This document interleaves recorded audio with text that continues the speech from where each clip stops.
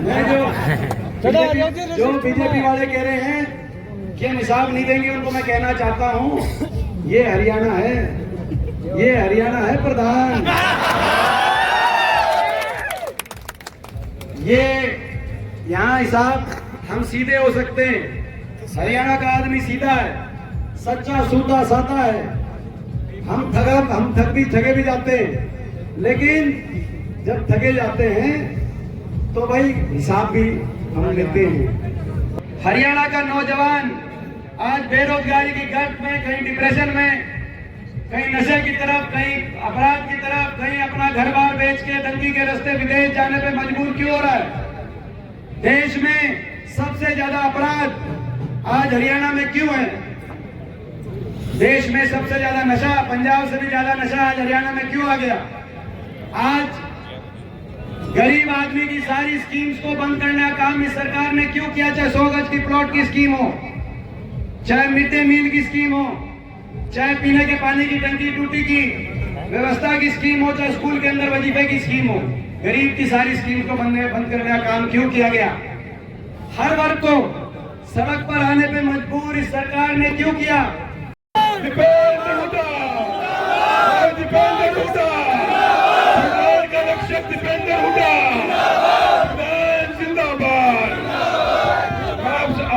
जी को आमंत्रित करता हूँ, संविधान के रक्षक, चाहे संविधान का आंदोलन लेकर चलने वाले हम सबके बड़े भाई, जननायक, दलित पिछड़े किसानों की आवाज दीपेंद्र हुड्डा जी। भाई दीपेंद्र हुड्डा जिंदाबाद, जिंदाबाद, जिंदाबाद। दीपेंद्र हुड्डा जिंदाबाद, जिंदाबाद, जिंदाबाद। राम राम जी सबको, राम राम। हमारे बीच में हमारे हरियाणा के की राजनीति में संघर्ष के प्रतीक के रूप में जाने वाले और आपके सांसद, जिनको आशीर्वाद देकर आपने दिल्ली जिनकी जिम्मेदारी लगाई है आपकी लड़ाई लड़ने के लिए, आदरणीय जयप्रकाश जी, हमारे आज कार्यक्रम में उपस्थित सभी वरिष्ठ नेतागण, नारनौल क्षेत्र से जो सभी साथी जिन्होंने आज मिलजुल कर इस कार्यक्रम को सफल बनाने का काम किया है, हमारे उससे पहले हमारे जो अभी मंच संचालन कर रहे थे, जो एआईसीसी के सेक्रेटरी हैं, सचिव एआईसीसी के प्रदीप नरवाल जी, हमारे प्रोफेसर रामभद्र शर्मा जी, भाई जसी पेटवार जी, डॉक्टर कुलवंत मोर जी, भाई दिनेश जुराम जी, सुखबीर संधू जी, हमारे भाई प्रोफेसर राजवीर मोर जी, रणदीप चौहान जी, सतीश चेयरमैन जी, कमलेश चौहान जी, धर्मवीर गोयल जी, हमारे विशेष तौर से हमारे बीच में पहुंची, सभी का नाम लेंगे, भाई सुरेंद्र पंडाल जी, सुरेश ढांडा जी, संधू साहब, नरेश सेलवाल जी हमारे विधायक जी, सोमवीर जय सोमेश शिवराम जी हमारे विधायक जी, राहुल मक्कर जी, भाई वजीर जी, तेज भाई हमारे तेजवीर पुनिया जी, जयवीर खांडा जी, राहुल मक्कर सिसाई जी, भाई बलराम डांगी जी, अमन जी, अमन टाटा जी, सभी, और हमारे विशेष तौर से हमारे बीच में पहुंची है एनसीपी, जो हमारे इंडिया गठबंधन की एक पार्टी है, राष्ट्रवादी कांग्रेस पार्टी, उनकी तरफ से भी हरियाणा मांगे हिसाब कार्यक्रम का समर्थन किया गया, उनका धन्यवाद करते हैं। हमारी बहन सोनिया जोन जी और हमारे सभी साथी, किसी का नाम रह भी गया हो, लेकिन आप सब नारनौल हल्के के कांग्रेस पार्टी के सभी कार्यकर्ता, पिता तुल्य बुजुर्ग, नौजवान साथी, माताएं बहन, आज 10 साल बीजेपी की सरकार, 10 साल इस बीजेपी की सरकार ने हरियाणा को विकास और खुशहाली की पटरी से उतार दिया। तो 10 साल की सरकार के बाद बीजेपी की सरकार से इन 10 साल का हिसाब मांगना चाहिए कि नहीं मांगना चाहिए, मैं आपसे पूछना चाहता हूं। आज से 10 दिन पहले कार्यक्रम ने अभियान शुरू किया, हरियाणा मांगे हिसाब। और 15 सवाल बीजेपी की सरकार के लिए हमने जारी किए कि इन 15 सवालों का जवाब दो। लेकिन एक भी सवाल का जवाब देने की बजाय बीजेपी की तरफ से जवाब आया कि हम हिसाब नहीं देंगे। हम तो हिसाब कांग्रेस से ही मांगेंगे, दे देंगे जी। हम तो हिसाब भुट्टा साहब से मांगेंगे, हम हिसाब नहीं देंगे। हमने 15 सवाल जारी किए। देश में 10 साल की सरकार के बाद देश में सबसे ज्यादा बेरोजगारी आज हरियाणा में क्यों है? हरियाणा का नौजवान आज बेरोजगारी की गर्त में, कहीं डिप्रेशन में, कहीं नशे की तरफ, कहीं अपराध की तरफ, कहीं अपना घर बार बेच के दंगी के रास्ते विदेश जाने पे मजबूर क्यों हो रहा है? देश में सबसे ज्यादा अपराध आज हरियाणा में क्यों है? देश में सबसे ज्यादा नशा, पंजाब से भी ज्यादा नशा आज हरियाणा में क्यों आ गया? आज गरीब आदमी की सारी स्कीम्स को बंद करने का काम इस सरकार ने क्यों किया? चाहे 100 गज की प्लॉट की स्कीम हो, चाहे मिड डे मील की स्कीम हो, चाहे पीने के पानी की टंकी टूटी की व्यवस्था की स्कीम हो, चाहे स्कूल के अंदर वजीफे की स्कीम हो, गरीब की सारी स्कीम को बंद करने का काम क्यों किया गया? हर वर्ग को सड़क पर आने पे मजबूर इस सरकार ने क्यों किया? छोटे छोटे बच्चों से लेकर 500 स्कूलों में धरने हुए, 5000 स्कूल बंद कर दिए थे सरकार ने, आपको याद होगा। छोटे से स्कूल के बच्चों से लेकर धरना देना पड़ा, पहली, दूसरी, तीसरी, 5वीं क्लास के बच्चों को। आप सोच सकते हो, स्कूल के बच्चों से लेकर और हमारी बेटियों तक, जिनको दिल्ली जंतर मंतर पे धरना देना पड़ा, अपने लिए न्याय मांग रही थी वो बेटियां। क्या कसूर था उन बेटियों का, उन खिलाड़ी बेटियों का, ओलंपिक में हमारा शान बढ़ाने वाली उन बेटियों का? केवल ये कह रही थी कि हमें न्याय दो, लेकिन क्योंकि आरोपी भाजपा के सांसद थे, FIR तक दर्ज नहीं हुई जब तक सुप्रीम कोर्ट ने नहीं कहा, उनको दिल्ली की सड़कों पे घसीटने का काम किया गया। स्कूल के बच्चों से लेकर बेटियों तक, किसान 1 साल तक धरने में बैठे, 750 किसानों की जान की कुर्बानी हुई। किसानों से लेकर कर्मचारियों, शिक्षकों और सरपंचों तक, आंगनवाड़ी आशा वर्कर से लेकर आड़ती और व्यापारियों तक, हर वर्ग को सड़क पे बैठना पड़ा इन 10 साल में। हर वर्ग की अनसुनी हुई, हर वर्ग के साथ अन्याय हुआ, और जब न्याय किसी वर्ग ने मांगा तो उस वर्ग के ऊपर लाठियां बरसाई गई, कहीं गोलियां बरसाई गई। ऐसी अन्यायी सरकार हरियाणा में क्यों? हर वर्ग को पोर्टलों में, आईडीओ में, कहीं प्रॉपर्टी आईडी, कहीं पहचान पत्र, कहीं पोर्टल। गरीब आदमी को तो सुविधा उसके घर जाके देनी चाहिए, लेकिन गरीब आदमी को उलझा दिया कागजों में और लाइनों में खड़ा कर दिया इस सरकार ने। गुजरात में ये पोर्टल और आईडी नहीं है, तो हरियाणा के अंदर ये पोर्टल आईडी क्यों लागू हुए? और क्यों लूट के खा गए? इतना बड़ा भ्रष्टाचार, एक के बाद एक 50 घोटाले इस सरकार में, हजारों करोड़ के घोटाले, और इतने घोटाले कि बीजेपी जेजेपी की जो सरकार बनी, ये जो सरकार बनी, ये घोटालों के और भ्रष्टाचार के समझौते पे सरकार बनी। आपको पता है, लोगों के साथ विश्वासघात करके सरकार बनी। 5100 बुढ़ापा पेंशन का धोखा देकर ये सरकार बनी। और जब गठबंधन टूटा, समझौते से समझौता तोड़ा है, जो मैंने कहा था सिरसा के अंदर, आपने सुना होगा। इन्होंने समझौते से समझौता तोड़ा, और समझौता तोड़ने के बाद आपने देखा होगा, बीजेपी वाले कह रहे हैं दुष्यंत चौटाला के घोटालों की जांच कराएंगे, और दुष्यंत चौटाला कह रहे हैं बीजेपी के घोटालों के राज बताएंगे। बताओ, दोनों मिलकर लूट के, समझौता टूट के एक दूसरे को बता रहे कि वो घोटाला कर गया, वो घोटाला कर गया। आज ऐसी स्थिति बन गई। ये हम सवाल पूछ रहे हैं, ये सवाल पूछ रहे सरकार से। मैं पूछना चाहता हूं, ये सरकार से ये सवाल पूछने चाहिए कि नहीं चाहिए? मैं आपसे पूछना चाहता हूं। अग्निवीर योजना ले आए, कौशल निगम ले आए, SC समाज और OBC समाज के बाबा साहब के संविधान में जो हक मिले थे सरकारी नौकरी का, सरकारी नौकरी में आरक्षण के हक को समाप्त करने का काम किया। कच्ची नौकरी हरियाणा के नौजवान को देकर शोषण करने का काम किया। 5 साल में केवल 10,000 पक्की भर्ती, और उन 10,000 में भी ज्यादातर हरियाणा के बाहर के नौजवान लगे।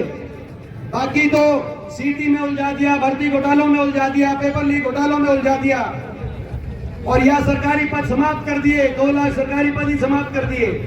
SC समाज और OBC समाज के अधिकारों को छीनने का काम किया।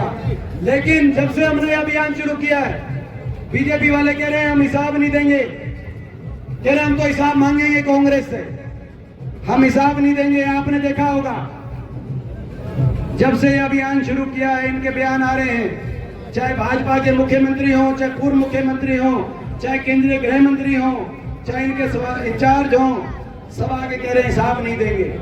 मैं भाजपा वालों को बताना चाहता हूं जो दिल्ली से आगे कह रहे हैं कि हिसाब नहीं देंगे, ये भाई ये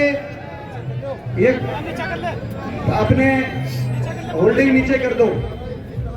ये जिनके पास ये तख्ते नीचे रखना। जब चलेंगे आप हमसे पीछे चलना, तब तख्ते आप उठा लेना, कोई दिक्कत नहीं। अभी नीचे रखना, हमने देख लिए, सारी हाजिरी लगी है आपकी। मैं जो बीजेपी वाले कह रहे हैं कि हम हिसाब नहीं देंगे, उनको मैं कहना चाहता हूं ये हरियाणा है, ये हरियाणा है प्रधान। ये यहाँ हिसाब हम सीधे हो सकते हैं। हरियाणा का आदमी सीधा है, सच्चा सूधा साधा है।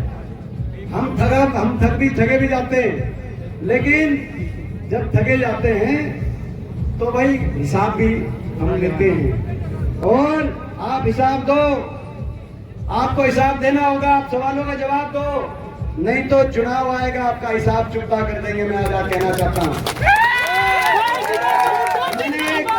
मैंने नाम में आपको याद होगा, पिछला जब प्रोग्राम था मैंने एक बात कही थी, आपको याद होगा, मैंने चुनौती देके एक बात कही थी। जो विश्वासघात कर गए जेजेपी वाले, उनको चुनौती दी थी कि आपने विश्वासघात किया जनता के साथ, अगले चुनाव में हरियाणा की किसी विधानसभा सीट से आपकी जमानत नहीं बचेगी। मैंने कहा था कि निकला था, नहीं बताया।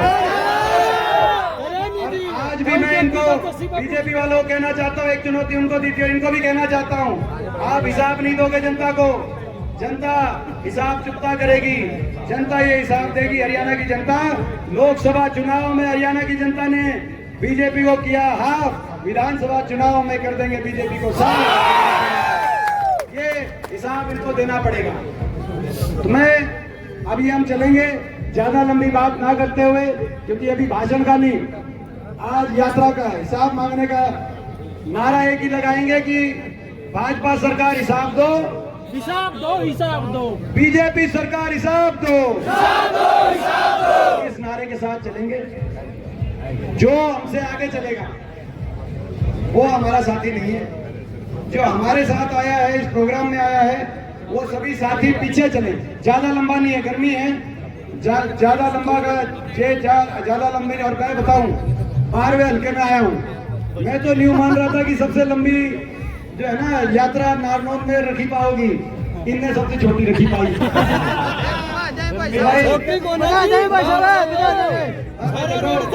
भाई मगर अनुशासन से छोटी है, मैं महल्ले बना के दे देंगे जी हम। भाई जरूरत नहीं लंबी रखने की नारनौल में, तो भाई धीरे धीरे चलेंगे। और आप सब पीछे रहना, हमारे से पीछे रहना, हम आगे चलेंगे। जो एक मीडिया की वैन होगी, जिसमें एक जो है जीप के ऊपर मीडिया खड़ी दिखाई देगी, हम उसके पीछे होंगे। दूर से आपको दिख जाएगा ये मीडिया की वैन है, आपने उसके पीछे रहना है, पीछे रहना है, पूरा साथ चलना है, आखिर तक चलना है। गर्मी तो नहीं मान जाओगे अपनी, बताओ। ये लड़ाई हरियाणा को बचाने की लड़ाई है। ये लड़ाई हरियाणा के नौजवान के भविष्य को बचाने की लड़ाई है। ये लड़ाई हमारे किसान को, मजदूर के सम्मान को बचाने की लड़ाई है। हमारी बेटियों के मान सम्मान को बचाने की लड़ाई है। ये लड़ाई भारत के संविधान, बाबा साहब के संविधान को बचाने की लड़ाई है। मुझसे पूछ रहे थे, दिल्ली से मीडिया वाले आए थे, कह रहे थे इतनी गर्मी में आप यात्रा कर रहे हो, मगर यात्रा कर रहे हैं। रात को 11 बजे घुसते, कल हासी में भी आपने देखा होगा, और सुबह निकल पड़ते हैं। ये यात्रा कर रहे हैं, एक एक घर में हरियाणा मांगे हिसाब के अभियान को आपको लेके जाना है। हर घर में आप जाना, हर विधानसभा में मैं जाऊंगा। आज समय नहीं है हमारे पास, ये 2 महीने का समय है। 2 महीने का समय आपने देखा होगा। बीजेपी जब से यात्रा शुरू हुई है, बीजेपी हरकत में आ गई। आगे के लिए आ गई हरकत में, आ लिया पसीना। बीजेपी हरकत में आ गई है। मुख्यमंत्री जी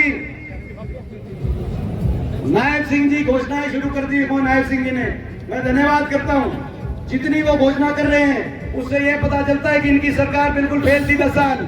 उनका बयान आया कि अब मुख्यमंत्री के दरवाजे खोले जाएंगे। महीना बचा है, 10 साल से तो बंद थे, यानी कि खोले जाओगे, यही बात है ना। फिर बयान आया कि अग्निवीर को हम नौकरी देंगे, यानी कि जो हम कह रहे थे कि अग्निवीर का नौजवान को आप असुरक्षित भविष्य की तरफ मत छोड़ो, तो आज वो भी बात मान ली इन्होंने। और फिर कह रहे हैं, आज कह रहे हैं कि भाई हिसार में नायब सिंह जी आए थे, कई किसान गिरफ्तार कर लिए, कई कह रहे कई जगह कह रहे हैं कि कई जगह इन्होंने अपनी एजेंसियां भेज दी कई कांग्रेस के नेताओं घर में, यानी कि जहाँ जाए भेज रहे हैं, जहाँ जाए एजेंसियां भेज रहे हैं, यूं मानो ये आपकी जीत मान रहे हैं, वहाँ से आपकी जीत मान रहे हैं। हिसाब देना होगा, नहर में पानी क्यों नहीं आ रहा, हिसाब देना होगा। देश में सबसे ज्यादा बेरोजगारी क्यों करती, हिसाब देना होगा। नारनौल शहर में पानी क्यों नहीं आ रहा, हिसाब देना होगा। हरियाणा 750 किसानों की जान की कुर्बानी क्यों दी, हिसाब देना होगा। एससी और ओबीसी समाज के बाबा साहब के संविधानों पर के अधिकारों को क्यों छीन लिया, सारी सरकारी नौकरी क्यों खत्म कर दी, केवल कच्ची भर्ती हरियाणा में क्यों करी, हिसाब देना होगा भाई, हिसाब तो देना होगा। हमारी बेटियों के साथ अन्याय क्यों हुआ, हिसाब देना होगा। तो ये हिसाब लेने के लिए चलेंगे हम, यहाँ से इस तरफ से निकलेंगे ना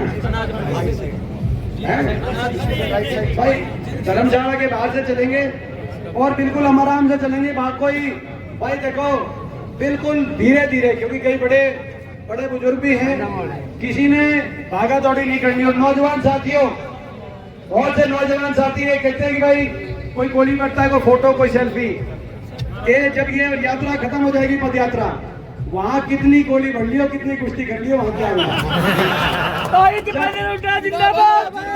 लेकिन यात्रा में नहीं, यात्रा में बिल्कुल आराम से, बिल्कुल धीरे धीरे चलेंगे।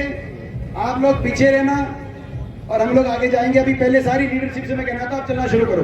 आप